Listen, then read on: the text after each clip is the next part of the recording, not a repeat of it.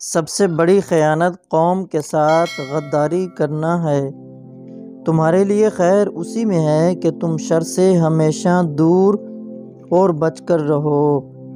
خدا کا خوف بے ادب بندوں کے لیے تازیانہ ہے تاکہ وہ اس کے سبب گناہوں سے بچتے رہیں۔ جو بندہ دعا نہ مانگے وہ بدقسمت ہے اور اس کی دعا بھی قبول نہیں ہوا کرتی۔ خدا سب سے زیادہ غنی ہے، اس کے ہوتے ہوئے انسان کو فکر نہیں کرنی چاہیے۔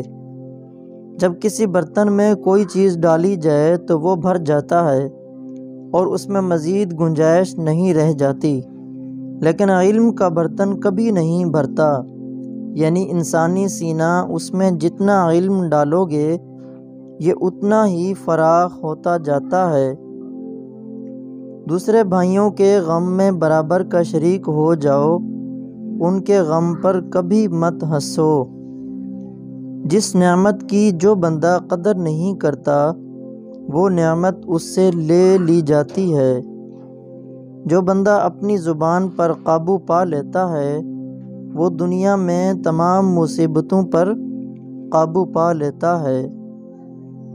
جو وقت گزر جائے اس پر مت پچھتاؤ، جو وقت آنے والا ہے اس کی فکر کیا کرو۔ دنیا میں تمہارے نفس سے زیادہ کوئی ایسا سرکش جانور نہیں جو سخت ترین لگام کے لائق ہو۔ دنیا کا سب سے بڑا عذاب یہ ہے کہ تیرا دل مردہ ہو جائے۔ بدن کو سخت اور مضبوط بنا دینے والی 4 ٹھوس غذائیں: اول بڑا گوشت، دوم چنے، سوم دیسی گھی اور بکری کا دودھ۔ دنیا کو اپنی سواری جانو، اگر تم اس پر سوار رہے تو یہ دنیا منزل پر پہنچائے گی، اور اگر تم نے اسے خود پر سوار کر لیا تو تمہارے لیے ذلت ہی ذلت اور ہلاکت کا باعث ہے۔